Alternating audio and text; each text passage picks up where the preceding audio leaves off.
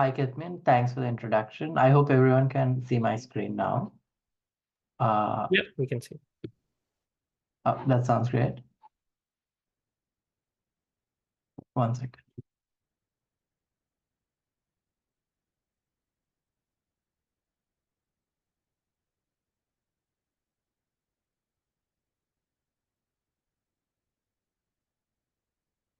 Yeah.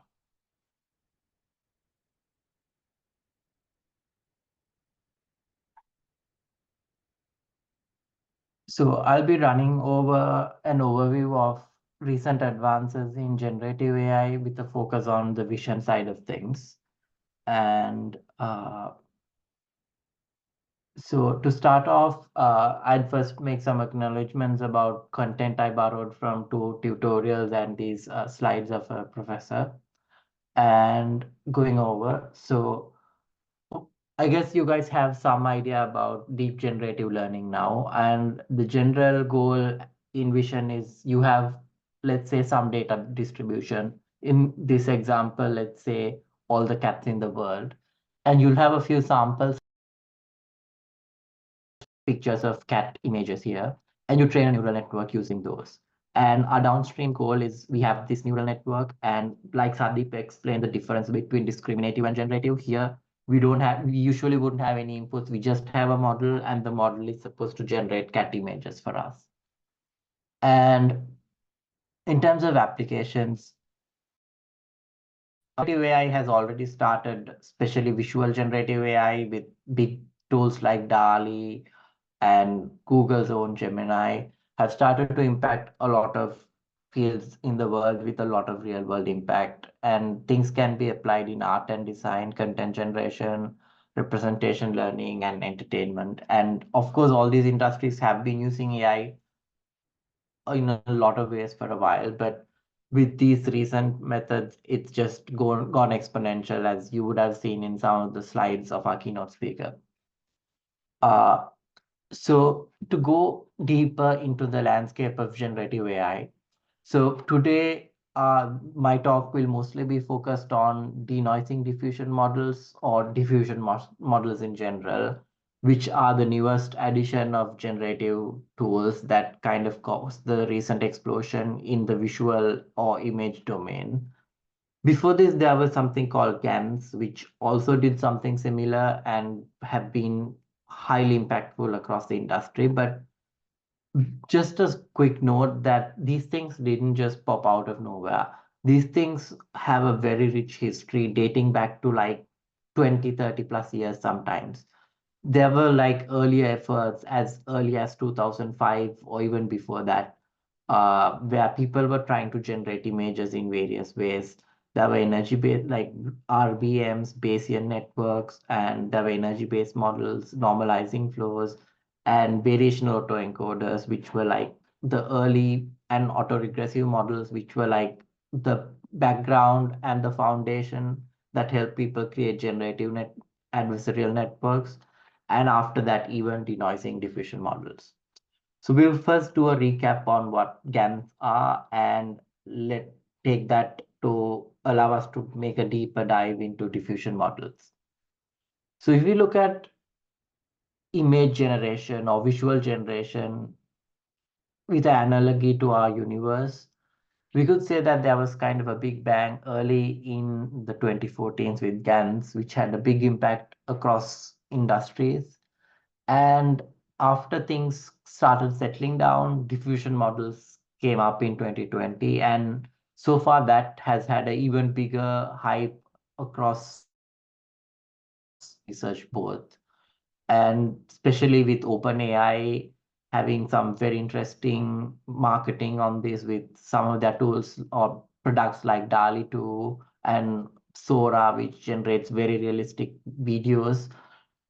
The general expectation is that things would even grow further over the next couple of years.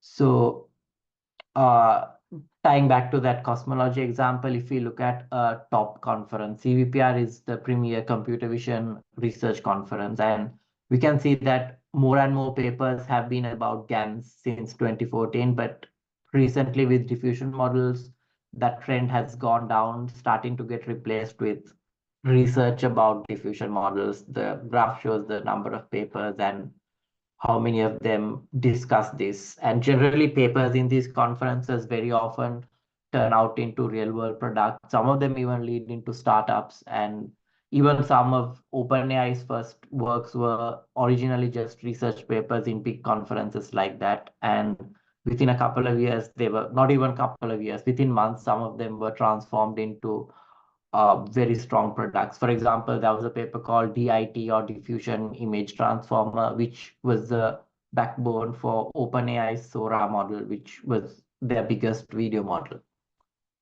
So, revisiting a recap, GANs, which were originally proposed in around 2014 and somewhat perfected or made to like their best version by 2016, were able to generate very good images. For example, here you can see one of these images is computer generated, the other is a hand-drawn painting, and they both look equally good and even visually indistinguishable. And GANs have been around for a while for us to allow all sorts of interesting use edits that were there in certain photo editing software where you could use manual human strokes to edit some image. And to go a bit more deeper into what a GAN exactly does. So think of a scenario where you have a model, particularly a neural network that's differentiable. You introduce some random vector. Let's say you have a Gaussian distribution and you just sample a vector from that distribution. In short, you mean, let's say 0, and you add some Gaussian noise onto it.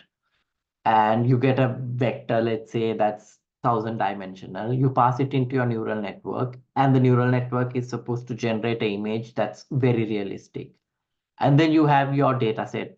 If we go to our original example, this would be a set of cat images. You get a cat image. You have a second neural network, which is supposed to try and differentiate which one is the real image, which one is the fake. We know this is the real, this is the fake. And this neural network would learn trying to do that. And training it goes something like this. So we first freeze the generator and we initially generate, if we give Gaussian noise, it's going to give very strange, random looking Gaussian noise. And we have our actual images, which are high quality realistic images. And this model starts to learn to distinguish the two. At first, it's very easy. It would simply distinguish which is which. But then once it becomes a bit good, you freeze this and then you update the generator. So basically the generator will start generating slightly better images or images that look almost like these in an attempt to try and fool this discriminator. During this training, the loss is to try and see how well the generator can fool the discrimination.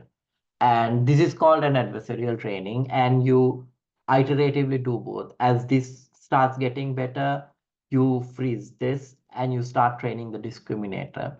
And one downside of this is that this training process can be very unstable and may need a lot of handcrafting. But the good thing is this leads you to generate very interesting looking images with a lot of customization. And these things have gone into a lot of products, photo editing, even in mainstream camera apps of like big of the main phone manufacturers, and uh, across a lot of other marketing related tools and other industry things. And here are some simple things that GANs have been gotten into for like image to image translation, some in like design industries, some in data augmentation, some in the film industry. And even there had been variants where people tried to give some text into it. You condition the generator with some text and you try to generate an image that matches that. Although not that successful, people have got promising results with GANs. But as I slightly mentioned, the biggest problem with GANs is that training them is hard. And also, they don't really produce very diverse images. For example, if you have a training set with some cats, the images that you generate would be very similar to what it saw. So we call this a lack of mode coverage or diversity. So if you have some cats, it will generate like 10 of the most common looking cats, but it won't generate like all of the 1,000 different kinds of cats in the world you might want it to generate. On the flip side, GANs can be have very fast sampling. That's like the key advantage, as in during inference. Once you deploy a fully trained GAN, you can generate images from it very fast. And this brings us to diffusion models. So diffusion models are not as fast, but they are excellent at covering a very large set of concepts. Like it could learn all of the cats in the world very easily and generate very high quality samples for them. So yeah, looking into diffusion models. So the first part of my presentation would be a little focused on detail, and the latter half would be exploring some of the products or research outputs from that use these theoretical foundations. So diffusion models take a slightly different approach, and it's grounded on a lot of physics and probability theory based work. So earlier in the keynote, Sandeep clearly highlighted how probability theoretical things come into play, and there's a lot of notion that in machine learning, it's a lot about taking a model and just training and not really a lot of math. Maybe on that line he showed on like the spectrum of jobs, software engineers, research engineers, applied scientists, and research scientists, maybe to like the corner of more application, that may be the case. But in the research end, it's definitely not the case. And you need a lot of probability theory, statistics, and very good understanding of this. And if you have a look at any of these papers, you'll notice that there is very in-depth understanding of probability theory, going into things like thermodynamics, even that try to model movement in probability spaces. So the general idea is you have a probability distribution, and which is a Gaussian distribution. And you can think of a Gaussian distribution as, just think of it as the np.random function in Python, where you can arbitrarily draw a sample from a Gaussian distribution. Let's say that's 512 by 512, which is the size of our image. And we do something called the forward diffusion process, where every image in our data set, we try to map it to some noise. And how we do it is we little bits of Gaussian noise to that image, so that over a large number of steps, you get absolute noise. And then instead of usually trying what GANs did, where you took this absolute noise and directly tried to predict this original image, you learn a network to try and predict these intermediate steps. You basically feed in the noise and you just try to do a slightly better version of the image. For example, you take this image, you feed it to your neural network, it's supposed to put out the subsequent image. The general idea is that the problem of generation is kind of made into a sequential or autoregressive setup.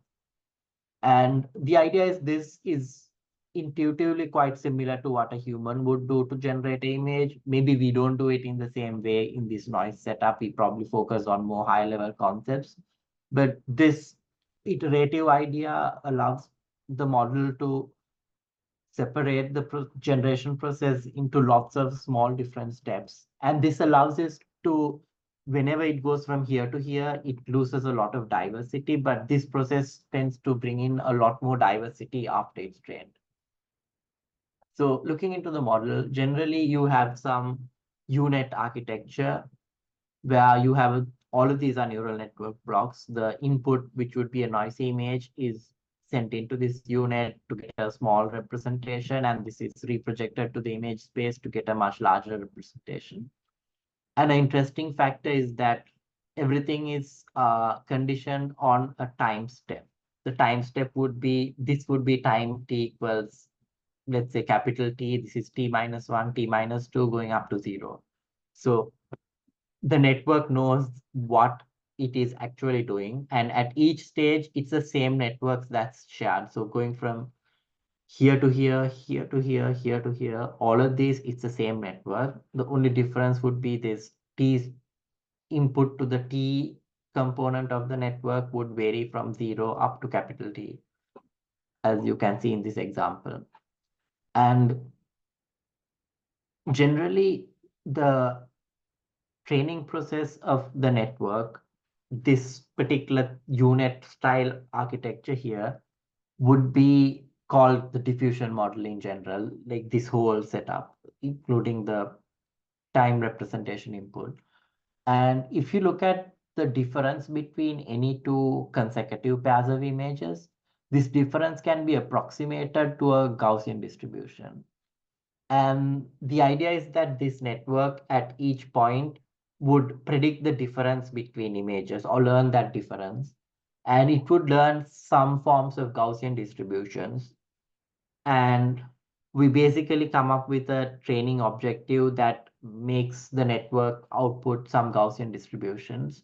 I'm not going to go too deep into the math here because we seem to have a somewhat diverse audience today, but I highly recommend having a look at these papers for anyone who is interested in taking a deep dive to the math. And particularly instead of running through like videos and things, I would highly recommend reading original papers if you are ever trying to understand the actual math behind something. So to look at exactly what we do during training, we have this QX0, which would be our data distribution. We basically our data set. We take some sample from our data set. We take a time step value that goes from 1 to t, and we take some Gaussian noise. This is a Gaussian distribution with zero mean, and I would be its variance. And we do this, so this E would be the noise we get.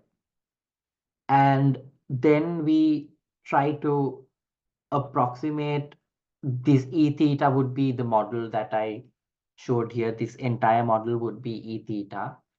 And we feed it this corrupted version of the image, basically, which is we add a particular level of noise into this image to corrupt it. So let's say our time step is the time step here. You can directly go from this image to this step. And you can also go from this to this step. And you take that difference here directly and you create this loss function. And then you just apply standard gradient descent in a loop across all the samples in the image, training it like a regular neural network. But the more interesting part comes when it's during sampling. So you have this sampling derivation where whenever you want to sample something, you first draw a sample from the Gaussian distribution, which would be this random noise. And then for t iterations, generally this t can go all the way up to 1,000, but the recent most optimized ones, the t can be as low as 25 or 50. But still, even the best case scenarios like that have 25 steps, you need to have this for loop running 25 times. Basically, the network needs to run 25 times to generate a very high quality image. And this, while it generates high quality images, brings us the biggest drawbacks of diffusion models, which is that they're slow during inference. And right now, diffusion models have had a lot of impact in terms of very good mode coverage, very good sample quality, but inference speed is still one of the concerns. And right now, there's a lot of ongoing research in how you can make this sample generation process more fast. And there's a lot of interesting research going on in that, a lot of papers coming out that try to make it faster, that try to run it in like slightly lesser steps, like even 2 steps, 4 steps, but often at some kind of compromise. And there's no universally accepted solution to this yet, but hopefully there would be in a couple of months or even a year or two. So as I pointed out, this iterative sampling process kind of makes this slow, but at the same time, this iterative sampling process is what gives it the high quality samples and a diversity of the generated samples. So just a quick overview of what diffusion models can do. It can generate these very interesting. So if I go back to this original part, given just this simple input, it can generate multiple outputs for that same input that look very different by varying the noise. Whereas with a GAN, you would not be able to get all these different kinds of outputs for a similar input. And at the same time, you can also do very interesting things, like you can generate something, like you can remove things from an image, and you can remove it in different ways, as you see, like, and you could get it like this, or like even very deterministic, like for a something like this, the output is very deterministic, yet it will be high quality, it will retain the realisticness of it. At the same time, it will try to add diversity in whatever way possible. So it could look like this or this, which is slightly different. And then it can do very deterministic things, like making it a higher resolution image. And so this is like a quick overview of we just had a quick overview of the basics of diffusion models and what they can do. And the general formulation of diffusion models has taken a lot of years of strong mathematical progress, along with implementation related things. But once the first big diffusion model once all the background was laid for diffusion models and the initial implementations were there, the next steps were using these very powerful mathematical tools to build actually useful products or actually useful applications, which are also research. So here I've dived into 6 research papers that were published at top conferences that also have very high impact in multiple real world applications. I think we would have a tutorial focused on after my talk. And so the first is stable diffusion, which is like one of the biggest and most popular open source implementations of a diffusion model. So these are some examples of diffusion models. So all of these images which look very high resolution and realistic, are generated by a diffusion model. And they are already competing against most other forms of generating graphics, even with humans. And as you can see, they look very great. And uh, I have two links here for stable diffusion and stable cascade. And the interesting thing is that these models are fully open source. You can just take their pre-trained model to build very cool things with absolutely no retraining. Your work could solely be focused on how you prompt the model, or maybe the sampling process that I spoke about. How could you augment that sampling process to either make it fast, to guide it to make it more interesting, to generate even more diverse images or more complex images that you want in certain styles. In fact, several promising papers, including some of the ones I'm going to discuss later, that are published at the very top research conferences, do exactly that. They take these big pre-trained models, which we usually call foundation models, and they don't really try retraining these. Retraining these has been very expensive, as we saw in the earlier slides. A lot of money goes into training these big models. What a lot of researchers have been doing is, now that we have these very big, powerful models, they take them and either build real world products if they are the more entrepreneurial kind, or they make new researchy products that can do completely new things or do things even better with these same very big, powerful models. So our first case study would be stable diffusion, which is something called a latent diffusion model. So in my previous examples, we had everything happening directly in pixel space. We did this diffusion process where we took an image and we turned it to noise in pixel space, and you could see everything. Instead of that, stable diffusion takes this latent diffusion approach. They first learn a variational autoencoder, which takes an image or, well, any image, it projects it to some space. And once you unproject it, so you have an encoder that projects it to a latent space and a decoder that unprojects it. And it would ideally generate an identical image after going through this. And similar to what we saw in diffusion, some Gaussian is going to be projected to this space. And you have your unit encoder and decoder that we saw before. This would be having an additional time input as well. And you run roughly 50 loops, as I spoke during sampling. And then this, what we start with is different to what we end with. What we end with is sent through the unprojection to generate an image. And interestingly, they have a conditioning setup, which is basically, in addition to this visual input, you give some textual input to guide this process. And you would say something like a bedroom with clothes and garbage everywhere with a pig in the center rooting. You would want an image that is representative of the text in this image. And to do this, the training process is slightly altered, where during training, instead of just the image, you also have this text input going into the unit. And for further details, I would recommend some more, like there's a lot of interesting YouTube videos. And also for this, I would recommend reading the paper as a first choice if you want to fully understand this method. And so in short, this is a model which operates in a latent space, and the advantage is it makes it a bit faster. Pixel level models, you need to do this diffusion process at each pixel, but in a latent space, this is like a 64 by 64 grid, while the image is like a 512 or 1024 by 1024 image. So it makes training and inference both a little bit more efficient, a lot more efficient, but it's still relatively slow compared to GANs. And how can we use a model like stable diffusion?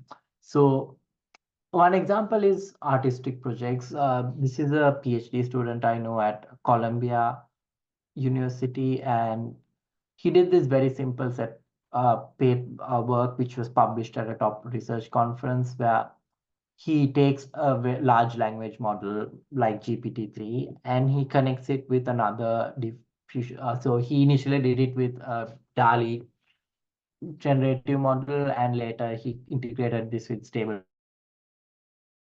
He came up with a way to try and generate emotions and metaphors in a visual form. And this is very interesting because usually models are trained to generate normal real world images, but they're not very good at giving you emotion or happiness or love or hatred or something like that. And it was an interesting tool because this kind of emotion or metaphor related visual information is actually used in a lot of presentations and things like that, when or marketing campaigns, when people try to build these visual focus things, and it has actually been used in some real world products since then. Next is a personal project of mine, which again, we took stable diffusion and we didn't train the model at all. It was a zero training setup and to this to allow us to create visual illusions. Basically, stable diffusion is not trained to do this at all. We just modify the inference process so that it generates an image where even after you print it on a piece of paper, like you see here, so the by stable diffusion. This is one of my friends holding it, and we've written dog and sloth on this. So if you just flip this paper upside down, it's this exact same paper. It would, hopefully you would see this as a sloth on the right side and a dog on the left side. And we do is we modify the diffusion model with absolutely no retraining, try and generate visual illusions where when you look at it in one way, it looks like a dog. When you look at it upside down, it looks like a sloth. And we did a demo of this at a top Vision conference, and it was one of the top 3 outstanding demos at that conference. Interestingly, all experiments were done on a single GPU machine, which had like maybe 12 GB of gigabytes of GPU. And initially, our experimentation needed this, but once we finalized it, like we were even able to run inference on a Colab. And it was not just this, it was generalized to a lot of different works. And here, basically, you would print out different things and combine them to create new images, or you would rotate 2 pairs of images to generate new ones. And we have a short video to show you. Diffusion illusion. Hiding images in plain sight. Oh, it is winter. Do you want to build a snowman? No, it's summer. Come on, let's build a snowman. No, it is an illusion.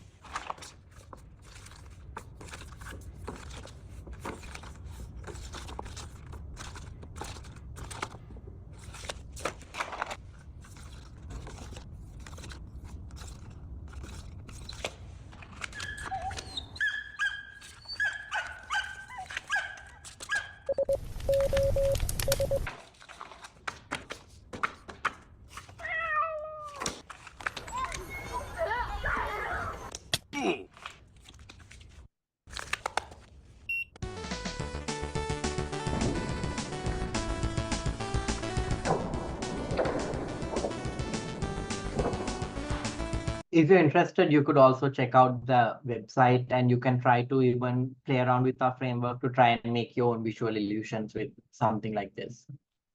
And the general bigger idea I wanted to convey through this is that these powerful models, anyone could take these and try to do, like, for example, this work, it's a zero training, like no code.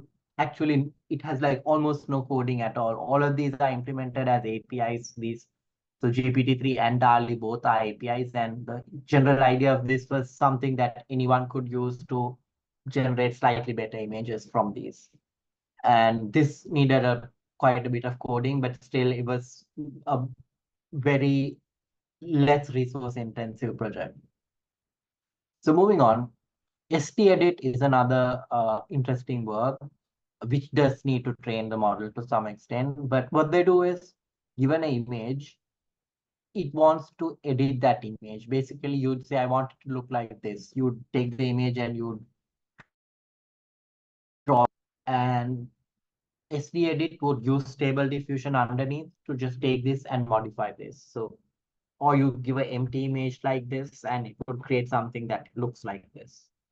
And with stable diffusion, you could even give some random input like this and ask it to do its magic, and it would give you this very much more sophisticated looking artwork.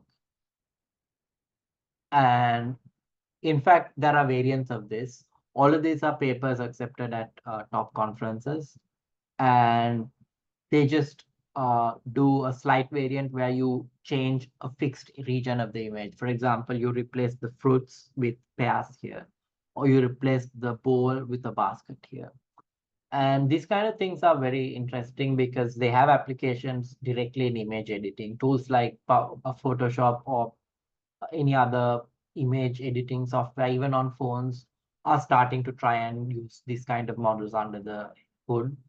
And a lot of people who, so I have a friend who worked in something similar to this, and he's currently working at Adobe and does a lot of market for things like this, both on the consumer end and also for people who do build these kind of tools. And Imagic or Image Magic is another similar work that came up in CVPR last year, where they took this a bit more forward to have much more sophisticated things, like you turn a bird and ask it to spread its wings, you stable diffusion changes that, or you make someone give a thumbs up, or you make the goat jump over a cat, or you do some much more higher level things, modifications that are described by language. And this was also something that has been used in a lot of products right now to at least some open source products that people use to edit images. And InstructPix to Pix was a much later variant of this, where they came up with a more high level setup or methodology of how they could build this. And the key difference of InstructPix to Pix is it was about more detailed changes to images, which could take in slightly even more high level commands of editing images. But the general idea is that these three works, SD Edit, Imagic, and Instruct Pix to Pix, they try to kind of change our entire perspective of image editing. Instead of having tools where a very well-trained person would use a complex software like Photoshop to make these minor edits, you could completely change your images just with a few commands in language. You could just ask it to change the background. You could ask it to remove some part you don't want. You can select some part and ask it to replace it with this. And if you've used Photoshop recently, you would have seen a lot of such tools are actually integrated into these softwares directly, where a more common user could easily uh, take up and do very complex image editing operations with simple language commands.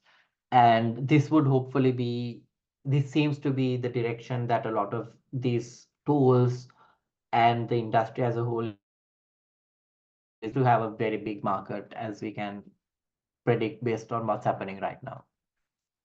And Instruct to Pix is like the most high level and most impactful out of these works, I would say. And to take a deeper dive on what exactly they did. So in this, they used a language model to take where they give, so originally you have data sets where you have captions and images. These are just taken from the internet. You just get images, you scrape the web, you get an image and see whatever caption it has. It could be noisy. That is fine because these are very big models that are trained on so much of images. And then you use a language model to modify a caption in a way that if you give the instruction, have her ride a dragon, what should be the caption? And then you feed these captions to Stable Diffusion and you use some other tool to have some consistency across what is generated. And then you have generated training examples. You have an image instruction convert to brick, you have it converted to brick. Color the cast pink, you have it converted. Make it lit by fireworks, you have a set of ground truth that you generate in a very automated process using these exact same tools that you have. And then you do this you do this simple fine tuning on this diffusion model so that it's able to do this. So while generating these, training these models from scratch is extremely expensive, fine tuning these models is not as expensive. In fact, there are a lot of, uh, how would I say this, specific procedures or research that shows in very efficient techniques that can fine tune these very big powerful models onto some new objective with as minimal compute as is possible. And what they do is they follow a technique like that to fine tune it on this data set they create. And then you can do inference on real images where you get the painting, the lady with the pearl earring, and you turn her into a snake lady, or you do any kind of image editing you want with just text. Dreambooth, which I think you would have a much deeper dive with all the coding and everything in the next tutorial after mine, is actually one such form of fine-tuning a diffusion model. And this, while in this paper, they use it for personalization. A set of subsequent works have used Dreambooth style fine-tuning for fine-tuning diffusion models for diverse applications. So here, let's say you have your dog that you love and you decide that, okay, I want a diffusion model that only generates images of my dog. So you take, let's say 4 to 6 images of your dog, And then you do this training. After you do this training, you can just ask for any kind of textual prompt, and you would get an image of your dog with a background suitable to that textual prompt. And the key idea is these generic models, they're quite diverse, but you can't really ask it to generate your dog or the same dog multiple times. If you ask it to generate a alarm clock, or if it was trained with this, it would, the earlier models would not really look the exact same as this because of the diversity factor and also the text guided ones. Their new content may not really look exactly the same as the old ones, and things might look slightly different or a bit wrong even at times if you look at this. But in this setup, so you have your very small number of images, like it could be as little as 3 to 5. And then you have your diffusion model over here. And you come up with these, you have your diffusion model here again, and you have a set of class specific losses at the bottom. And on the top, you have your images, and you have a loss on your images. And on the text side, we give this thing called a bracket V dog. Bracket V would be kind of, it's in natural language, but it's kind of supposed to be a vector in natural language that maps to your dog. So bracket V would mean your dog. And we train this model so that bracket V, we train it in a very simple setup, which is much more efficient for training. And I would direct you again to the paper if you want more details. And also you would hear a lot more details during the tutorial after this on how this such training can be done. So the high level idea is that this bracket V would be mapped to your dog. So afterwards, whenever, let's say you do a training with these input images, if you say a bracket V backpack, it would always generate this exact same backpack in a different background. And this becomes very useful when you want to maybe do something in like, let's say you're doing a marketing campaign for this exact bag and you want to create like a short advertisement for this, and this would kind of give you the ideal opportunity for that. Is textual inversion. This is also a similar personalization based thing. And similar to that bracket V, they learn this, well, let's call it S star here.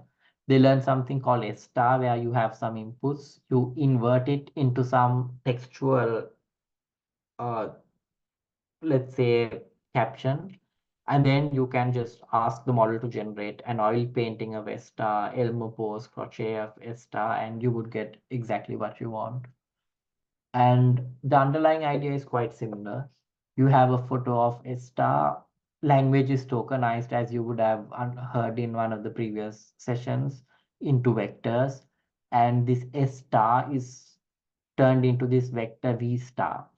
And everything is frozen here. None of the text encoder or the diffusion model generator is trained here. All you train is this single vector. Basically, this embedding lookup has a set of vectors for all the existing vocabulary of the English language. For S star, we have a new vector. S star is mapped to this vector, which is learned. And this vector is the only thing that's updated. And this is the train objective, the same diffusion model train objective. You have your small set of data samples that you want to invert.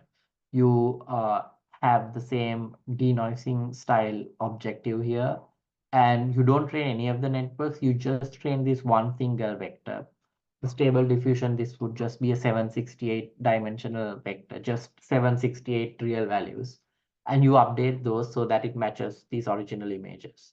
And afterwards, with as little as just 3 images, you can personalize a diffusion model so that you can generate the same images in so many different poses.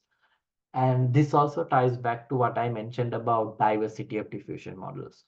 So if you train again with these 3 images, it would probably, it most of the time generates just variants of these three.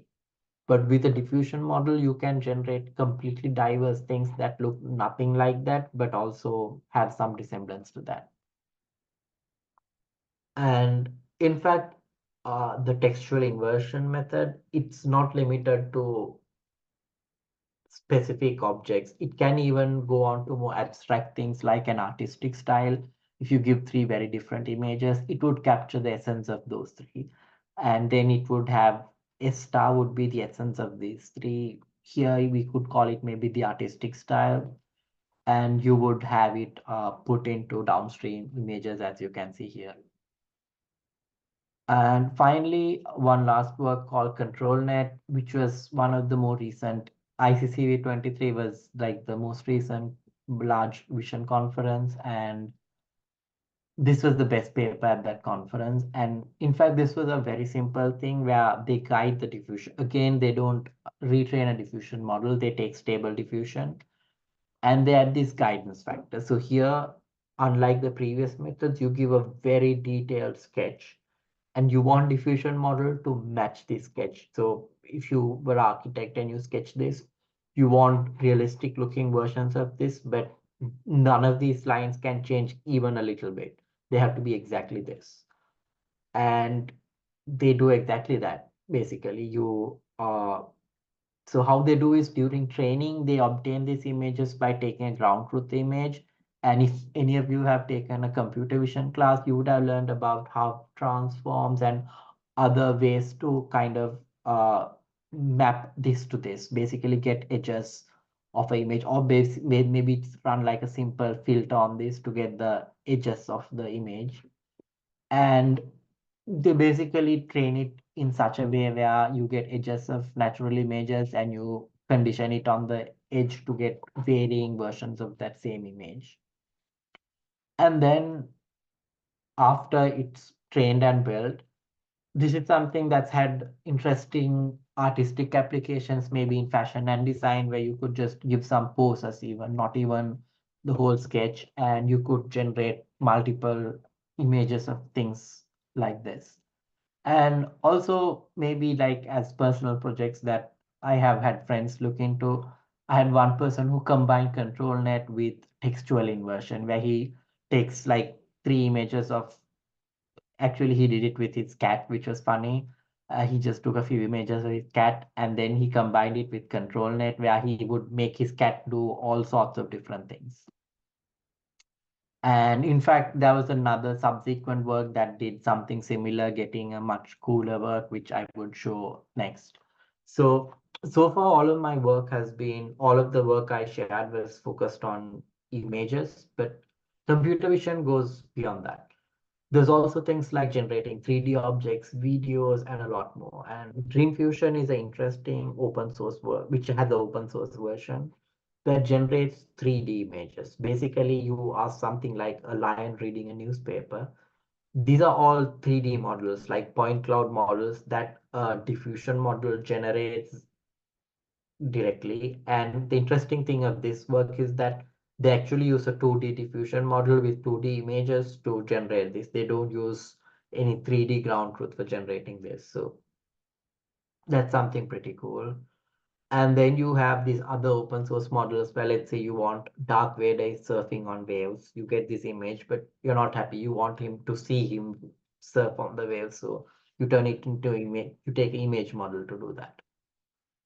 And a lot of these things are available open source. All of the models that I discussed previously, the went through, they all have either they're open source or they have open source variants. So if any of you are interested in getting started in these, I would recommend some repositories here. And in particular, the what I mentioned about maybe you would have seen some of these already. This is the interesting work that does what I mentioned for humans. Actually, you take one picture of a human and then you get this motion where this never happened in the real world. You just had one picture of the person and it just generates these entire, like, for example, you take the Mona Lisa or some painting and you make the painting do things. And this is like a very interesting work that does it, and it's fully open source. And this is another video generation work that generates really cool graphics videos. And over here, this creates the entire 3-minute video purely with AI. So these are tools that can do some really cool things. And yeah, finally, if you want to go deeper into code as opposed to just using these models, I would highly recommend the Hugging Face diffusers library. For example, if you want to, let's say, generate this video, you just need to run, sorry, these 9 lines of code. You just import the library, you just do this, and you give your prompt Darth Vader is surfing on waves, and it would generate your video and save it to some video path as well. So yeah, that brings me to the end of the talk. Thanks a lot, everyone, and let me know if you have any questions. Thank you, Kanchan. That was a really good session. I don't see any questions on Menti. Let me check if anything's coming in. No worries, sounds good. Okay. I hope everyone. Yes. Yeah, I think we can move on to the next session then. Thank you again very much, Kanchana. And I hope you have a good sleep. And yeah, we'll move into the last session. Thank you. Thank you. Thank you. Devnit, you can take over. All right, sure.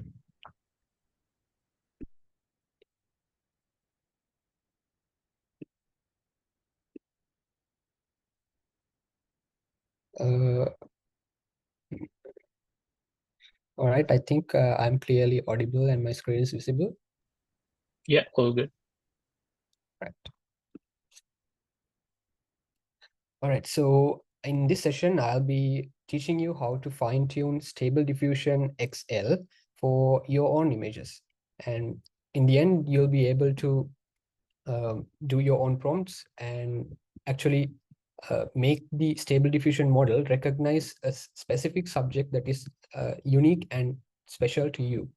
So first of all, I'm Devnit, and I'm a third-year engineering undergraduate from ENTC at University of Moratuwa, and I am currently learning and specializing in these fields. And today, the main overall what we'll be talking about is just what the background of training and or fine-tuning deep learning diffusion models, and what are the obstacles, hardships that we face when we actually try to train these models ourselves when we compare to the big corporate entities like OpenAI and Google. And we'll talk about what we can do in our scale to not actually train these models from scratch, but to fine tune what we have, what's available online for free. And two of these methods that we'll be talking about is Dreamboat, and Dreamboat is one method, and we'll be using AutoTrain, which is a tool to actually automate the process and make it much simpler for us to do without like heavy coding or adjusting your GPUs and other technical configurations. So let's start our discussion from this. So you came here to learn how to train your own image generation model. So it may be to generate content for your product, or to generate logos or clip art or cartoon versions of avatars, anything. So, but what you want is not to rely on paid services like Dolly or Midjourney, but to train your own model so you can use it independently for free and anytime you want. So let's take what options are available. Currently, to train and run inference on a diffusion model or a generative AI model, first you need a code, the code of the model to train on. So given the current context, there are majorly three such high-end models available online. So these are Dolly, Midjourney, and Stable Diffusion. So as of current condition, Dolly and Midjourney are typically paid and proprietary software. So they haven't released their code to the public. They're all managed by big tech companies. and you can only use their front-end API. So use their APIs to generate images, but you can't take a look at how these models work inside. But fortunately, the guys at stability.ai have open sourced all the code for their own diffusion model named Stable Diffusion. So if you search Google for Stable Diffusion, you could go up and search up on GitHub to view their entire repo of the entire code for Stable Diffusion, freely available, made public. And so we might think that we can use this code to train our own diffusion model, given that we have our own data. So if we even assume that we have enough data to create a sustainable diffusion model, but the thing is, when it comes to training these high-end models, it takes a lot of computation power. So this is one of the quotes made by Sam Altman, the CEO of OpenAI, during one of his press interviews. So according to him, the overall cost for training GPT-3 was almost over $100 million. So this image right here is one of one A100 GPUs, as I remember. So one such device costs around $10,000. Imagine how much devices and how much effort and time was put into training GPT-3 only. So at the current, we have GPT-4 available. So I think you have an understanding about how much computation power we need to train a model of that caliber. So, okay, training our own models from scratch is expensive. What can we do to improve? Luckily, we don't have to reinvent the wheel, because Stable Diffusion has been trained by other people and their weights have been made available online, published into different kinds of platforms like Hugging Space, Civit AI. Yeah, so we don't have to reinvent the wheel. We can just download the weights and make subtle adjustments to the weight, like make subtle changes to these floating point numbers and fine tune those models for our own use cases. So this process is called fine tuning. And these are some examples of these such fine tuned models that people have created. And these are pretty much available online. So if you go to these websites I mentioned, Hugging Face and Civit AI, you can find these diffusion models which are trained to actually output a specific style of art, not just realistic or every type of art, but see, in this example, this Studio Ghibli style model only outputs images which are in this style of Studio Ghibli anime. So this is done by like training the entire stable diffusion network of images from, I guess, from movies and related images, and so that the model fine tunes its weights to ensure that it only outputs this style, this specific style. So this is known as a LoRa or low rank adaptation. It's a method of fine tuning. We have several methodologies of fine tuning stable diffusion. We will talk about one such method today, and there are primarily, I guess, 5 methods or 4 main methods, and LoRa is one such method. And this is also another LoRa which was trained to only output images just like this. So if you, whatever prompt you input to the model, it will only render images with this kind of style. So this is called isometric world style LoRa, and it's available in Civit AI. So you can go to Civit AI and check out what kind of models they have. People have fine-tuned and hosted online, so other people can also use them.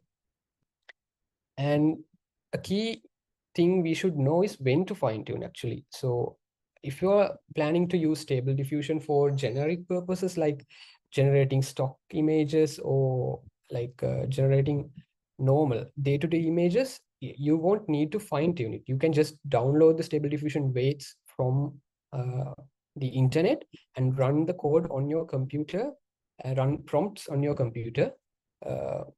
as much as you like. But if you have a specific application like generating content for a specific product, or generating images of yourself, or generating cartoon versions of yourself or your pet, or a celebrity, so in that case you have to fine tune the model, because the general stable diffusion model does not know how to it hasn't been trained on examples like that specific examples like yourself or your dog or a celebrity or a product that you are trying to sell. So in that case, we'll have to show the model what you are going to train on, what the subject of your fine-tuning process is, and make sure the model know this is a completely new entity, and learn to identify the specific characteristics of this entity, so you can generate more content of this entity. So such entities are a specific face, or a specific animal, or I mean like yourself or your pet dog or celebrity. And otherwise, you can also fine tune the model for a specific style, just like in this Ghibli style I showed you before. And also you can train it to reduce mistakes, which like is commonly found in stable diffusion if you are trying to become really, really specific. So these are some couple of things to like you think yourself, should you fine tune stable diffusion for images of your dog? So I'll give you a couple of seconds to think about that yourself. Right, and I guess this is obvious, and the answer is yes, because stable diffusion has not seen your dog. It has seen images of plenty of dogs, but it can't really replicate the features and the unique pattern or features of your dog, because it hasn't seen such examples before. So in that case, we'll have to tell stable diffusion specifically, this is my dog. You have to understand and learn inherent features so that you can generate more content of it. And in this scenario, should you fine tune for like a general object like pizza? The answer is no need, because pizza is something like general thing. It's almost same everywhere, and the model has many times seen instances of pizza. So unless you are training or generating content for a specific, really specific type of pizza, you don't need to fine tune for such a general object. So what fine tuning methods we'll be covering today is this method called Dreamboot. So you can go to dreamboot.github.io, or you can go to the archive pages and read the official Dreamboot paper itself. So the main title of this Dreamboot methodology is to actually take few examples, about 3 to 5 images of a specific subject, and you can see in this slide it's a dog, specific images of unique images of a specific dog, and fine tune the model so that the model will actually recognize this as a separate entity, and you can create you can generate content that hasn't been there before, addressing the subject that you trained on. So in this case, you trained on your own dog, and you can use different prompts mentioning about your dog. So your dog in the Acropolis, or your dog swimming or sleeping, or your dog getting a haircut. In that way, you can generate content for your dog. So how can this method help you actually, like in a practical sense? What are the possible potential applications of this? So one such application is, I mean, this is taken straight out of the Dreamboot paper. So in this example, they have shown a specific styled sunglasses. They have trained on these photos, and they have generated content for like displaying that specific sunglass in different kind of context. So I think this can be used to generate content for marketing for a product, in this case sunglasses. So I think you can generate content for stock images or videos even for your product that you should market, or maybe you can generate logos and stuff. And also there are fun applications like this, like training the model for your dog and generating content for your dog, or maybe even for yourself, and generating different artistic versions of yourself. So there are possibilities are endless. You can try it out and apply this to your life. Okay, so let's get on to the fine-tuning part.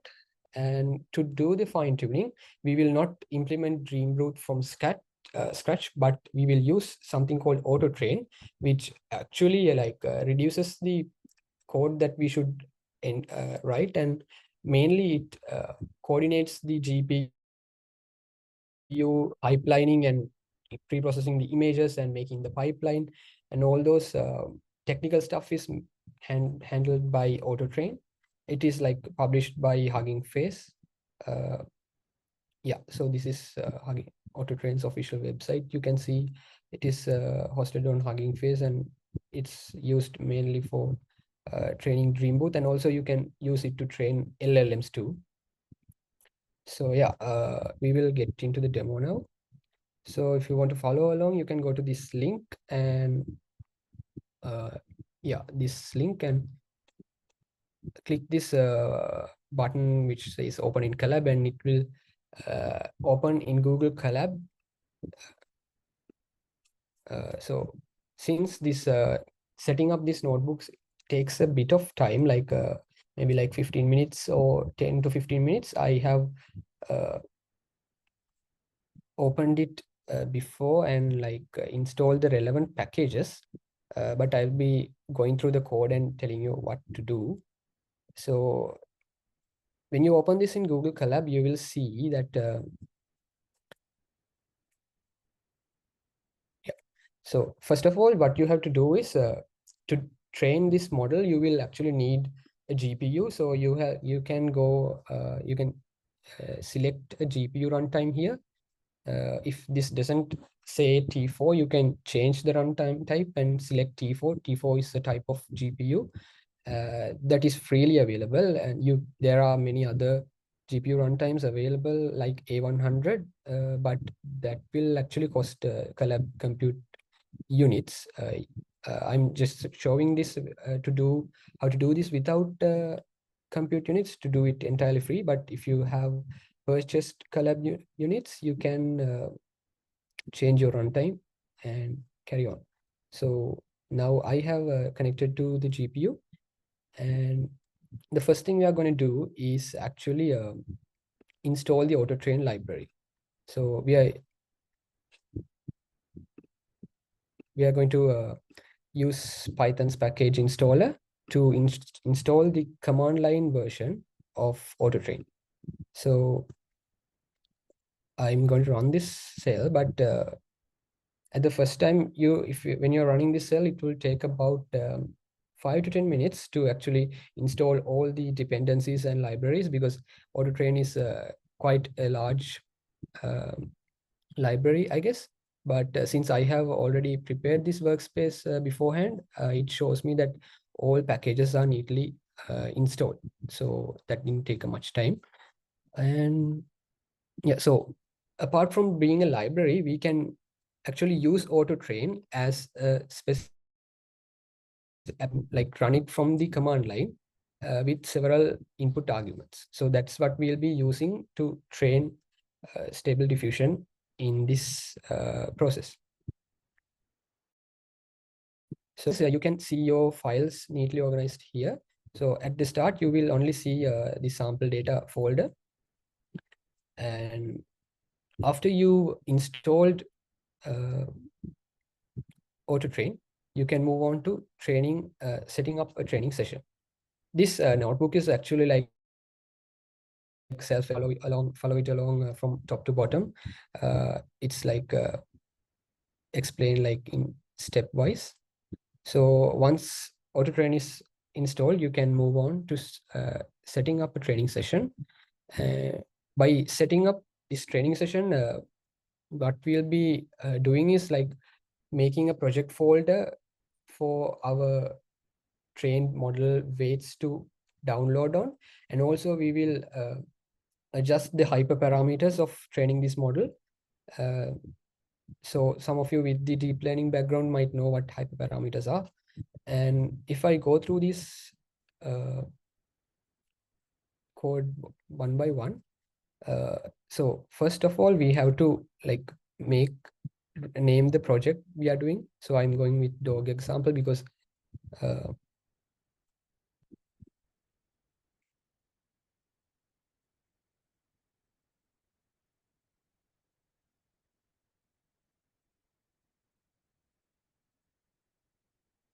I'm sorry, my screen was like not being recorded, I guess.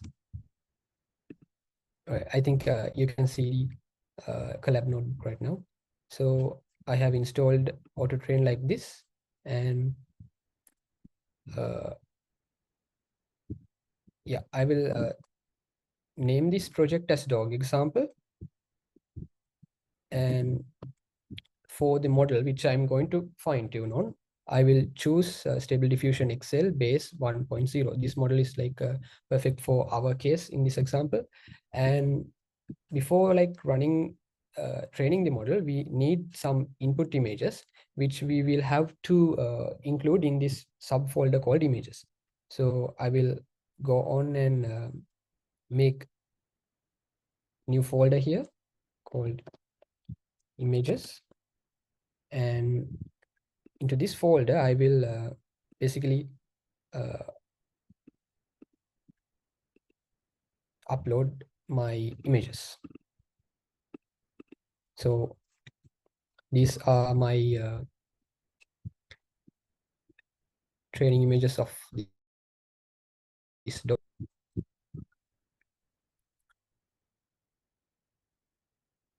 So once it's uploaded to this folder called images, you can also double click it to view in this workspace. So you see I have 5 images of this specific dog.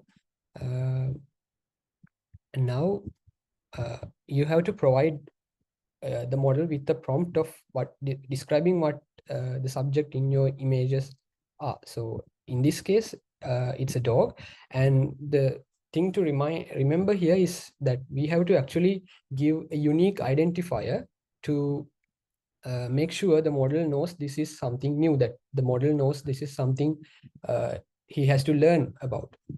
So the model has seen plenty of images of dogs, but it hasn't seen, in this case, I have used the term SKS. So SKS doesn't mean anything. That's the whole point of this.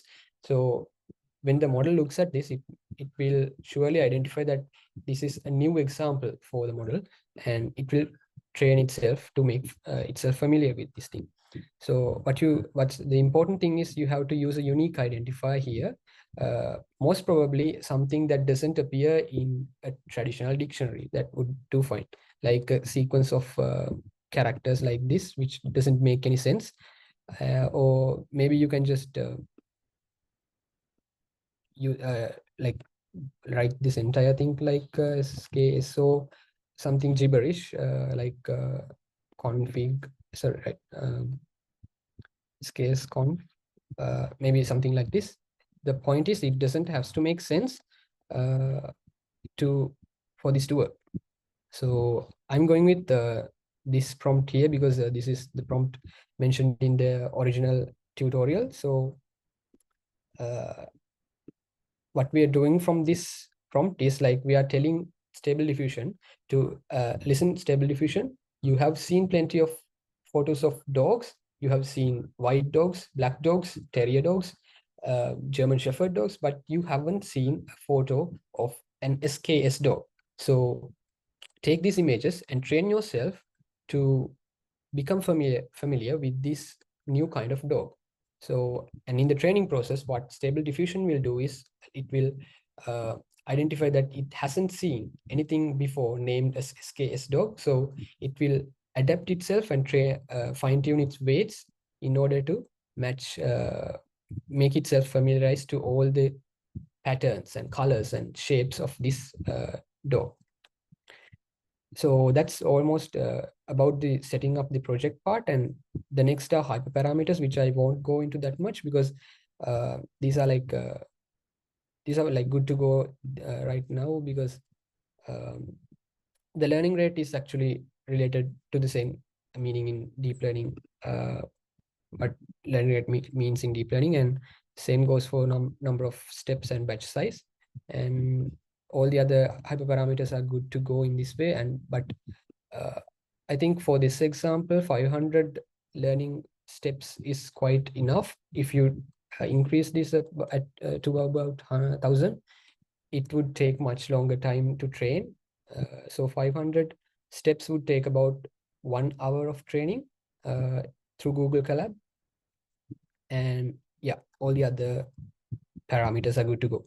So since we are like running this auto train command line tool, which is like we are running it from the terminal, we will have to write a big, huge, lengthy terminal command.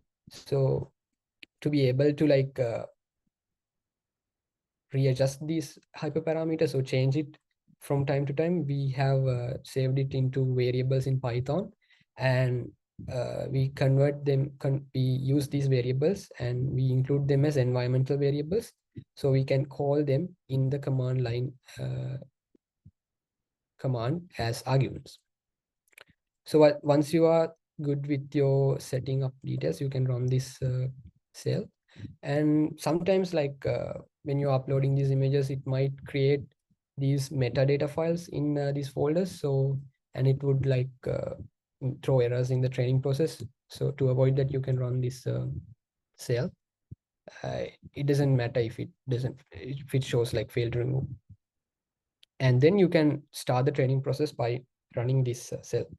So what this does is bang symbol means we are running the auto train application with the very arguments dream booth and these other flags with the variables set up in here. So one flag is which model to use, what's the project name, what's the image path, so that's hard coded to images, which is our image folder right here, and what the prompt is, what the resolution of the image is. So we are using 1020 by 1020, the batch size, number of steps, all the other inputs, we are passing these as like command line arguments.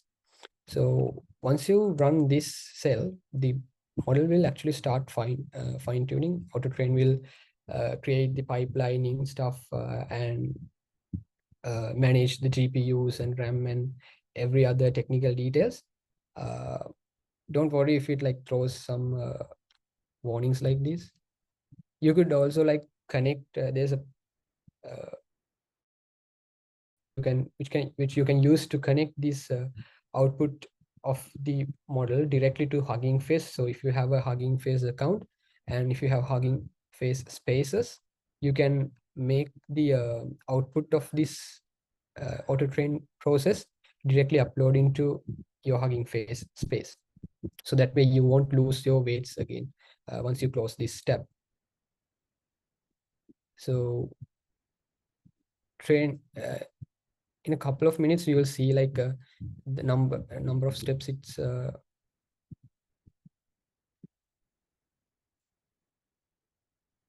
yeah. So sometimes when this GPU exceeds due to like a high number of variables, it might reconnect. So if that's the case, you can just go to runtime here and click restart session. It's not that much big of a deal, but in any case, so you can run this cell and it will start training actually step by step, and it will show you how much time it's gonna take to train. So in this case, the model will actually take up about an hour to train. So I won't do the training process here. So instead, what I would do is the weights that I trained before, and I will use those weights to actually show you how to generate prompts from this method.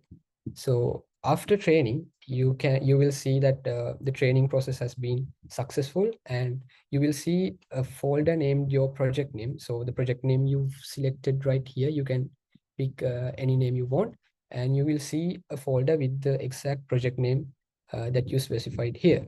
And the thing is, when we switch, when we close this tab, all of this progress will be gone. So to ensure that you won't lose progress, you have to save this file, save this folder. Actually, the model weights are saved in this file called PyTorch LoRa weights.safetensor. So the safetensors file is actually the model weights. So you have to save this entire folder in order to make sure you don't lose progress. So one way you can do is just you can either download it directly from here, or otherwise you can mount your Google Drive onto the collab workspace, like by running this cell here, and you can just copy this dog example folder into your Drive folder. So that would just copy this to your Drive. And but what I am going to do here is I'm just going to copy back the folder from my Drive into this collab workspace. So I'm using my source folder here and my destination as this content folder right here. So after running this cell, I have my pre-trained weights that I trained before taking an hour available in my collab workspace. So now we will move on to generating images using this weights that we fine-tune our dog on. So these PyTorch.LoRa weights actually contain the fine-tuned weights that which actually knows what our SKS dog is.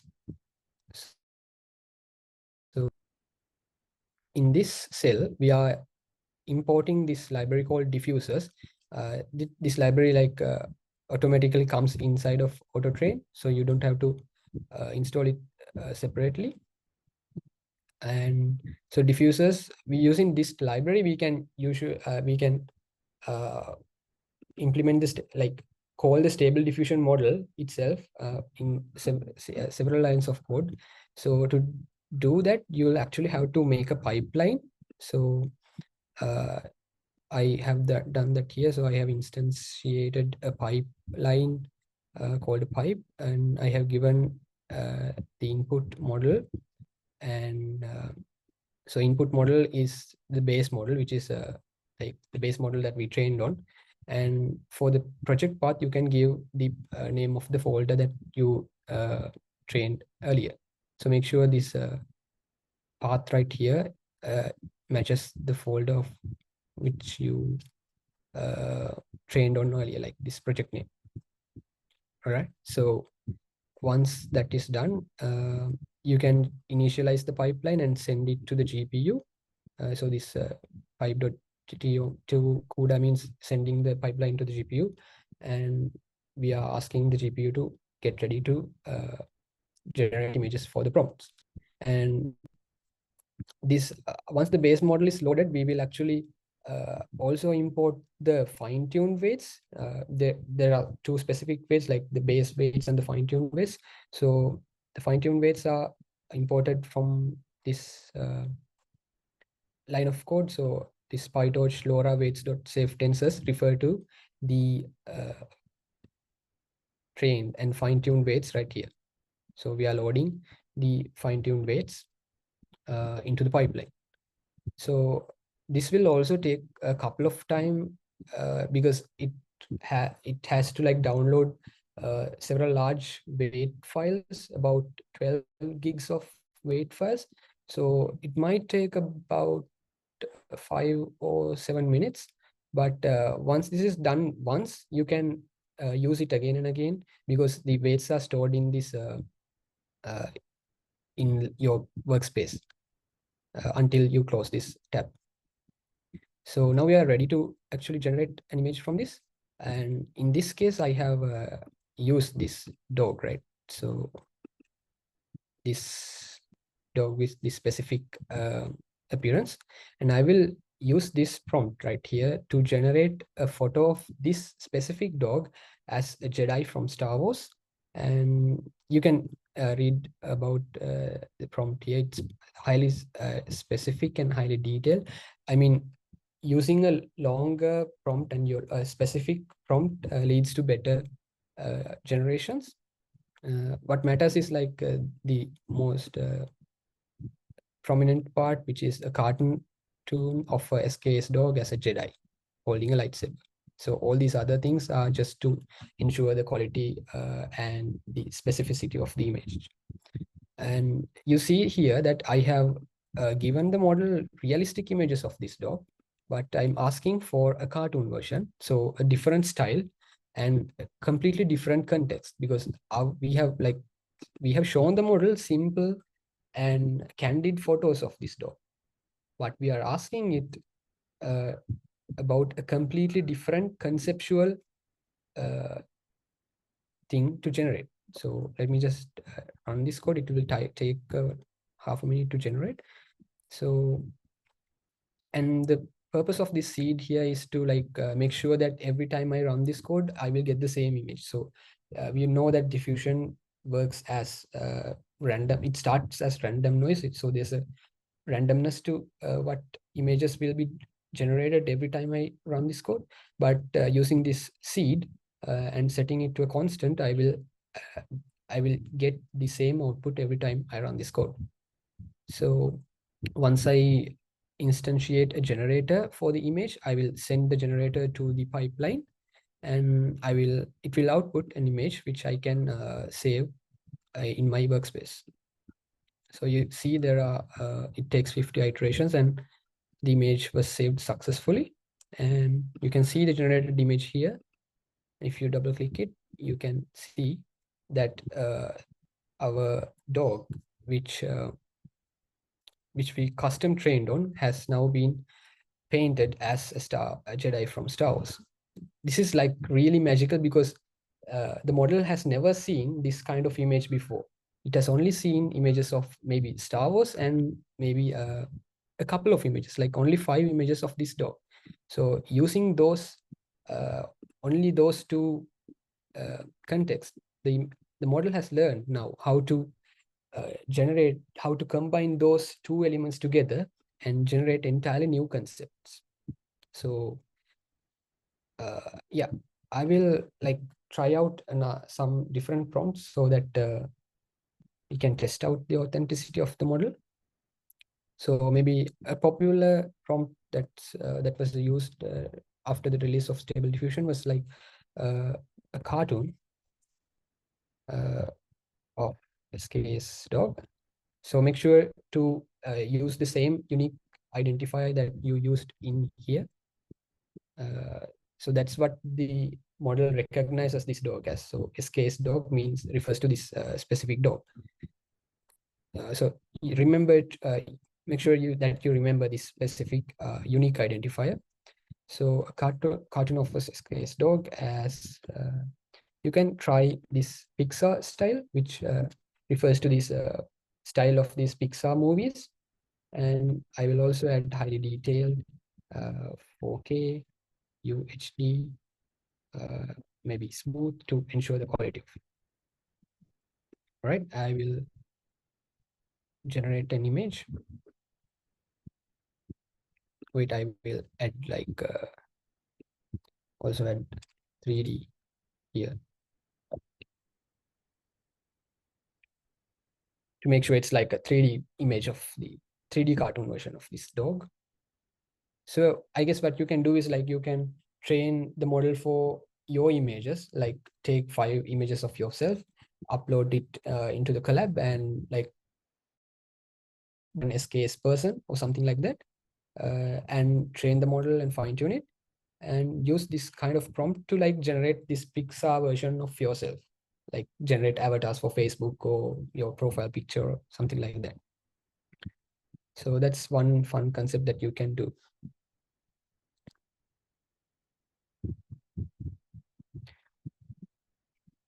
And in the meanwhile, if the generation process outputs an error, like something called resources limit exceeded or something. It might be due to like your GPU and RAM resources being overused. So if that happens, just go to runtime and click restart session. It will clear all the variables and you can just run from here onwards again. And it won't be much big of a deal. So our prompt is generated and it's saved as generated image. And if I double click it, I can see a Pixar like a animated character of our input dog, which was like this dog right here. So I mean, the resemblance is like very accurate because you see this white area right here is actually captured by the model entirely. And yeah, so one other thing that you can do is you can refine these images. I will show that these images kind of have a level of noise to it, or it's low in resolution because we are outputting images in 1024 by 1024. So you can use these refiners in Stable Diffusion library to actually upscale your image and remove the noise and make much smoother and much more better images with more better appearance. So we don't have much to do, nothing new to do, because the diffusers library itself comes with a built-in refiner. So what you have to do is import this image to image pipeline from Stable Diffusion XL, and you have to initialize a refiner and tell it which model, which is the base model, and yeah, which is what is the base model, and make sure the device is set to the GPU.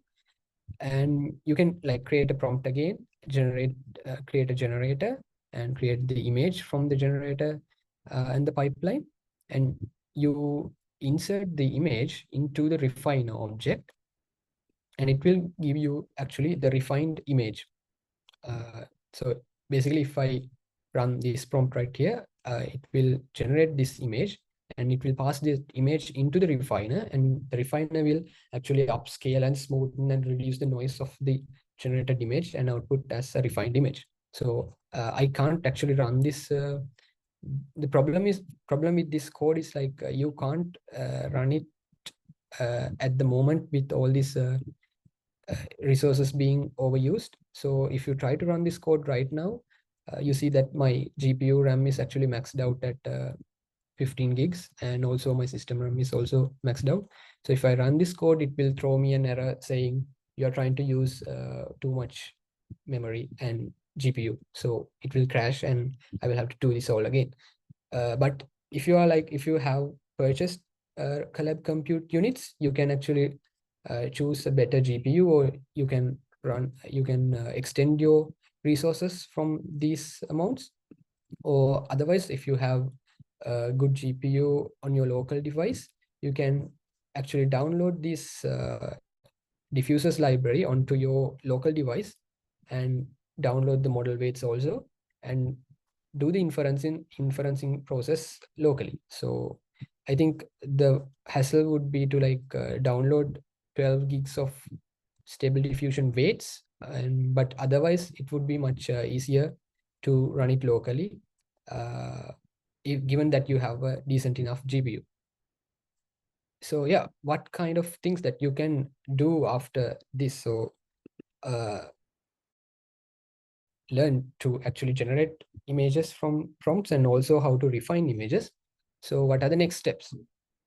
One thing you can do is actually go to AutoTrain in this Hugging Face website and actually create an Hugging Face account, and you can try to train fine-tune SDXL using AutoTrain on Hugging Face spaces.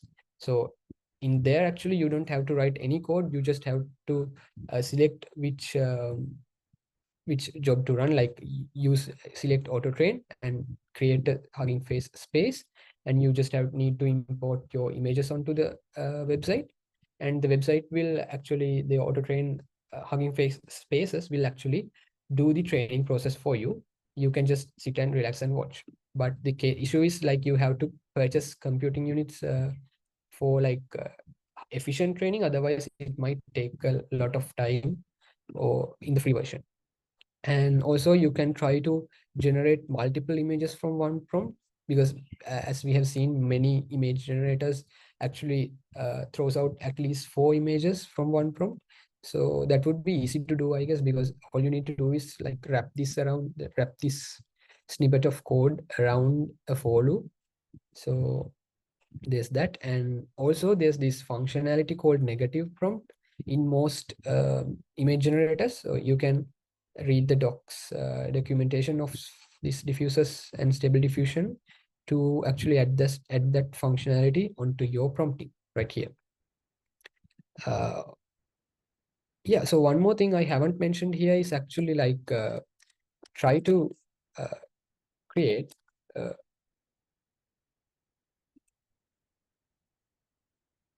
like try to create a front end for this model that you trained. So you have trained the model and you have downloaded the weights, right?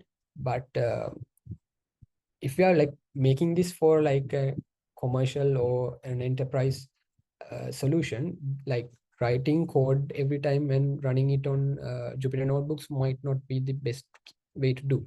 So if you have like an efficient user friendly interface to actually input a prompt and generate 4 or 5 images, that would be much nice. And that's the case with most pre-existing image generators like Dolly, Midjourney, and everything.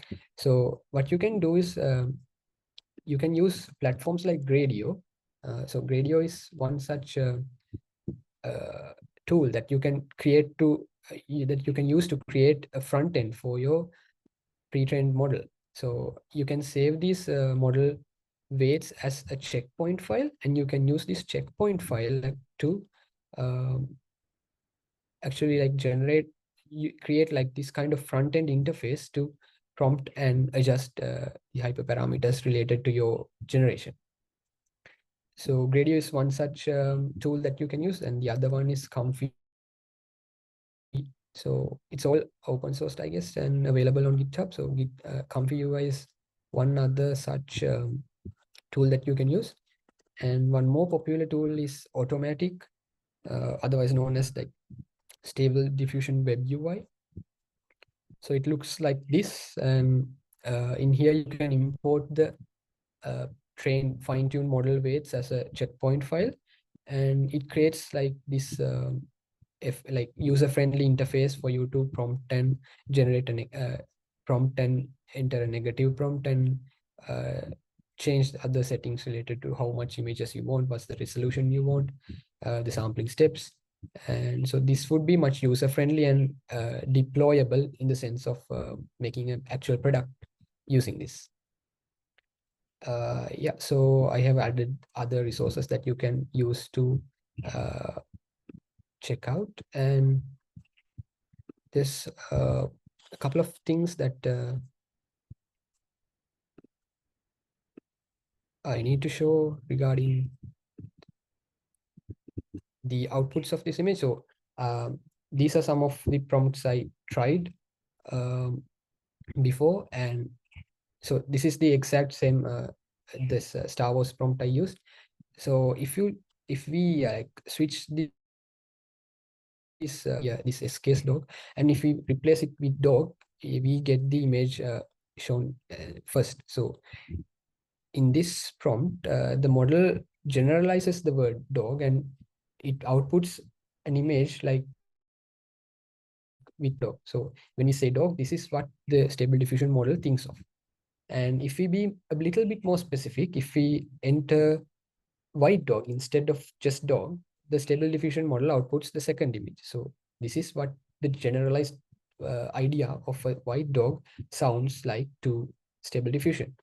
But if we try to be more specific, and if we want to generate the exact specific appearance of our dog, which I trained as SKS dog, the model outputs this image. So you can see the transition of the most generalized version to the most specific version with the same prompt, actually, just only changing this part of the prompt. And these are several other images I generated. So this is the same Pixar version of the dog, and this is like a Pokemon version of this dog, I entered something like Pokemon, like SK's dog as a Pokemon, and this was something that was output when I tried to generate an SK's dog as a Hogwarts student. I think so. The model went ahead and assumed that it was Gryffindor. Anyway, so more on fine tuning, like what are the next steps that you can do to follow other to get better at fine tuning is that you can check out this video right here, and it talks about the existing and efficient steps, efficient methods of fine tuning. So Dreambooth is one such method that we talk, and I think Kanchana mentioned about textual inversion, and there's LoRa and hyper networks. All these four methods are considerably equivalent of inefficiency, but they have their own advantages and their own drawbacks.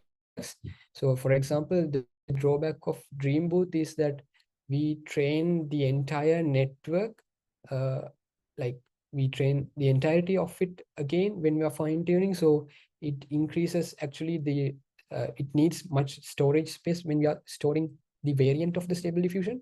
So like if we train if we fine tune two variants of stable diffusion, it would take twice the space of the actual size of stable diffusion to store.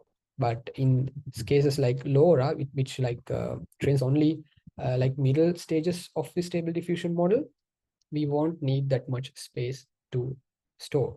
So there are drawbacks and advantages to each method, and you can search it up in Google and try to find other ways to train using these other methods. So what I showed was Dreambooth. And yeah, so that's about it for my session. And let me know if you have any questions, what we did.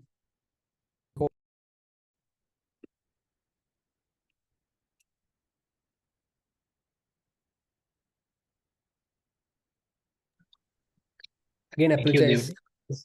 for Oh, sorry, go the ahead. yeah, so I was just apologizing for not showing the collab session. What you have to do is like just open in collab right here, like open in collab, click the open in collab button from the website and just run the code from bottom to top. It's like self-explanatory, nothing much fancy. If the collab session like crashes due to something saying that it used or something, just restart the session, it will work fine. Yes, thank you. Does the audience have any questions? If anyone wants to unmute and ask also, it's fine. Otherwise, you can use the Menti platform. I don't see anything on Menti. Do you see any new questions, Devani? Yeah, go ahead, Ramesh. Yeah, I just have a quick question. So we just came up with these open source models. So when talking in a commercial point of view, so in that perspective, in terms of the quality, does it really vary a lot when we go ahead with OpenAI's DALI models and when we go ahead with the diffusion models?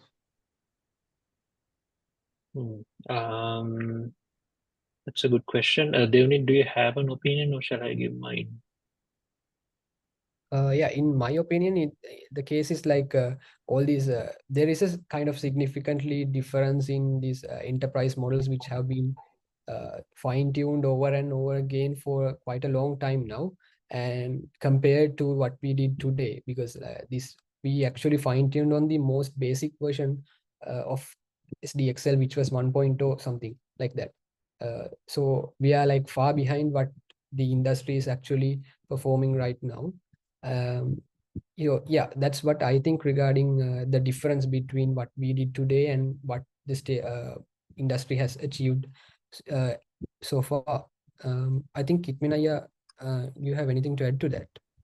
Yeah, in a general standpoint, as like a, I guess like a engineer who has worked in industry, what I think is open source work is usually always like lesser in quality than what you can get in like a in like industry or like a organization with all these like highly paid, highly qualified engineers. Definitely, that seems to be the trend, but that doesn't actually mean that open source models are not good enough to kind of like do research work with. Because in research, open source has kind of championed a lot of research driven, like research driven areas. And even like I think in the AI community, I'm not exactly from AI, but the AI community is very heavily like investing in open source. And I think the quality should be like balanced there. So, but yeah, I guess like in a like a stand like in to answer your question, I think there would be a sort of a trade-off. Yeah, got it. Which Thank you. yeah. Thank you for the question, Wish. Anyone else? Because we're planning to like wrap off this session. But would love to have Kevin, any questions. question in the Menti mentioning, can we add any kind of images to train the model you shared, or is it only with dogs? That's not the case. Like, I showed just an example of a dog actually, but we can add anything related to like a specific subject. So let me share my screen again to show you that. So, uh,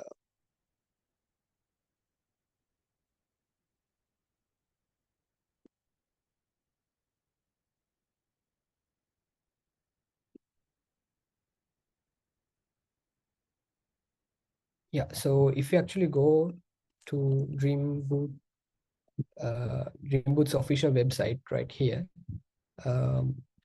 yeah, you can see this example of the dog is shown right in here, but actually there are other examples.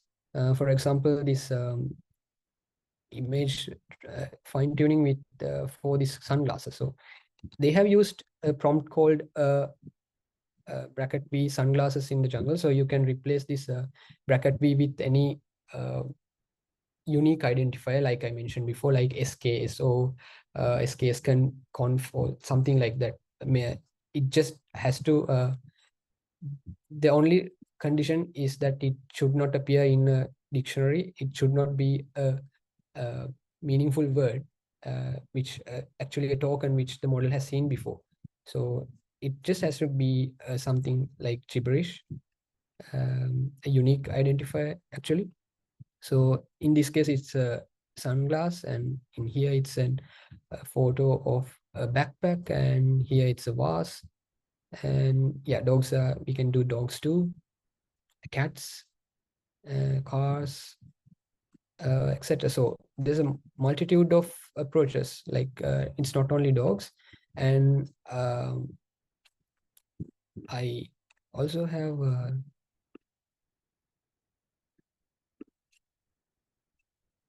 yeah, so it's not just merely dogs. You can train it on any person or animal or any object, as long as you provide it with the unique identifier. I hope that answered your question.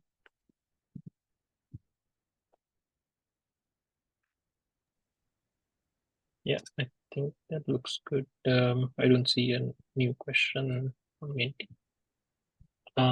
With that, I guess we can wrap up. But like, I would really like to request the audience to give us some feedback on this workshop. I have shared the link, and you can find it in the website we shared as well. Yeah, we would really appreciate some feedback because we're going to do more workshops. So yeah, we want to know what your honest opinion is on this. Okay. Thank you, everyone. And I hope you enjoyed the workshop. And with that, we'll conclude. Devnit, maybe you can close the Zoom so that the recordings get converted. Okay. Have a nice day.